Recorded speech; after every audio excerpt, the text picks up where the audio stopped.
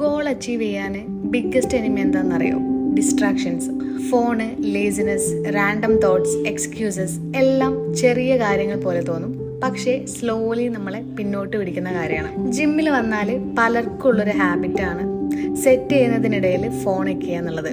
ചിലപ്പോൾ reels scroll ചെയ്യായിരിക്കും, അല്ലെങ്കിൽ mind വേറെ എന്തൊക്കെയോ ചിന്തിക്കുന്നതായിരിക്കും. ഇങ്ങനെ അറ്റൻഷൻ ബ്രേക്ക് ആവുമ്പോൾ വർക്കൗട്ടിന്റെ ക്വാളിറ്റി തന്നെ കുറയും. ഒരു ഇമ്പോർട്ടൻറ്റ് കാര്യം, മസിൽ ഗ്രോ ചെയ്യുന്നത് വെയിറ്റ് എടുത്തുകൊണ്ട് മാത്രമല്ല, മൈൻഡും മസിലും കൂടി ഉള്ളൊരു കണക്ഷനും കൊണ്ടാണ്. നിങ്ങൾ ചെയ്യുന്ന ഓരോ റെപ്പിലും ഫോക്കസ് ഉണ്ടെങ്കിൽ മാത്രമേ അത് എഫക്റ്റീവ് ആവൂ, ഇല്ലെങ്കിൽ അത് ജസ്റ്റ് മൂവ്മെന്റ് മാത്രമായിരിക്കും. 1 hour ഫുള്ള് ഫോക്കസ് ചെയ്ത് വർക്കൗട്ട് ചെയ്യുന്നത് 2 hours ഡിസ്ട്രാക്ഷൻസ് ഉള്ള വർക്കൗട്ടിനേക്കാൾ ഫാർ ബെറ്റർ ആണ്. കാരണം ഇവിടെ സമയമല്ല മാറ്റർ ചെയ്യുന്നത്, ക്വാളിറ്റിയാണ്.